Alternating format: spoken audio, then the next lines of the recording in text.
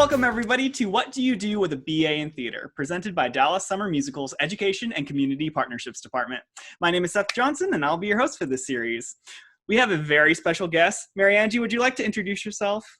Of course. Hi, my name is Mariangie Cabriles. I am a graduate from Texas A&M University, class of 2016. I graduated with a degree in agriculture communications and journalism and a minor in theater arts. I am currently working for the Houston Association of Realtors as their meetings and events coordinator, which has been a lot of fun, especially right now where we're having so many events. And I've been with them for 3 years, so a little over a year after I graduated, I started at HAR. That's awesome. So what does that job kind of look like day to day? So day to day, what I love about my job is that it's different every day. So one day you are in the office planning an event, and the next day you have to run and execute that event live, right? Mm-hmm. Right now it looks a little different because of the situation that we have here, but I love that I'm learning new things just because now we're doing all virtual events, which is something I never in a million years thought that I would be doing, learning different programs and all that stuff. But if we go to what I do day to day, when there's not a pandemic going on, then it will be basically everything that goes behind the scene for an event. So we have a board of directors, an executive committee, and basically our events target that audience. So what the board of directors need to know, what's going on, industry updates and all that stuff. So we have a lot of presentations. So I do all the behind the scene when it comes to like audio visuals. And then of course, like the basics, what are we gonna eat that day? How many people are gonna attend? What the agenda looks like? Do we have any speakers or anything like that? Awesome. So you did theater in college, not in your degree plan, but in addition to. How has that experience helped you in your field now? Well, actually, fun story. When I was looking for a job and I landed an interview with HAR, my boss right now, she's an Aggie. And one of the questions she asked me as soon as I sat down with her, she is, talk to me about your theater degree. I was like, oh, well, it was extremely helpful. I went into a minor because I love the people that I was working with when I took a random class one day.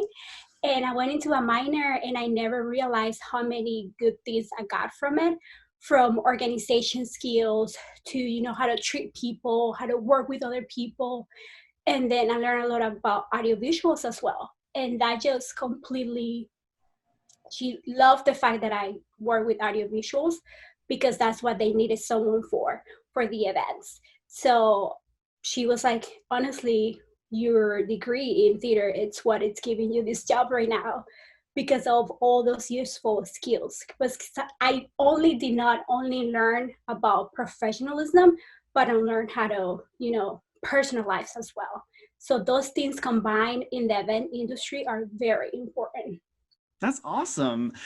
Do you have any connections with theater right now? Do you get to see any? Are you doing any community theater or anything like that? I am not doing any community theater, but I go a lot to the opera, the Houston Grand Opera here. I love it so much. And I am actually a member because that's what I enjoy. My godfather introduced me to that world and I've never left it ever since. That's awesome. So I guess what did get you into theater back when you were at A&M? What caused you to kind of join up? So my godfather was the director for events at the Houston Grand Opera. And he always told me that he loved football and he loved theater.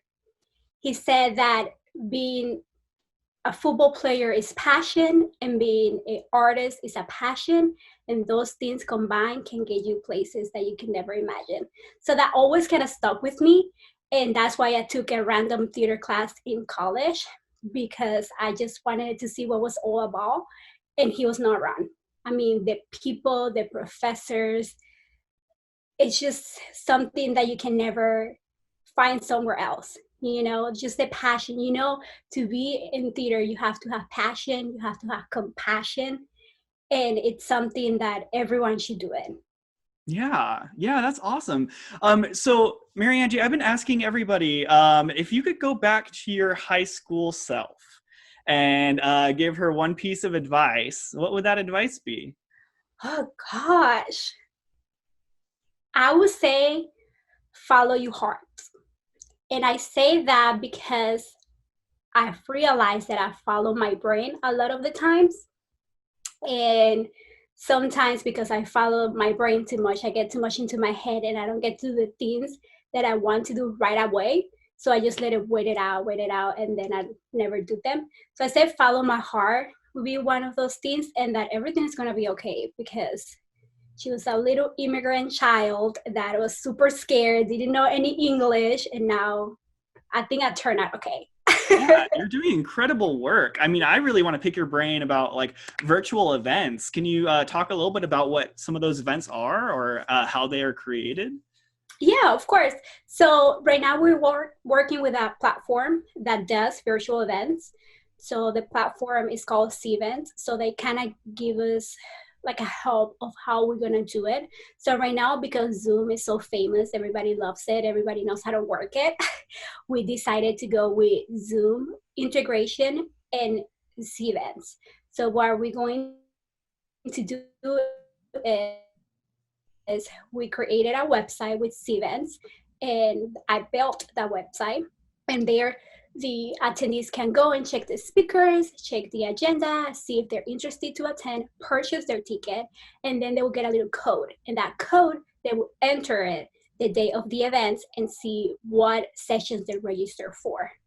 And then after that, they are going to click on a link, and then they're going to go on a Zoom meeting, and that could look Zoom meeting, or it could be a Zoom webinar, which are completely different. On the Zoom meeting, you can see the attendees and the panelists, and in the webinars, you can only see the panelists. So it's been different. It's been something exciting to learn, especially building a website and building a whole new platform for other people. And I like it so far. I don't think it will ever replace live events, but it could be something that you can do hybrid events now, right? Like a form of virtual and live. I think that would be very cool because you can reach out to so many people online. Mm-hmm. I mean, our events was limited for 500 people because of the venue, and now we're doing virtual. We are reaching out to almost 3,000 people. So the Wow. difference is huge.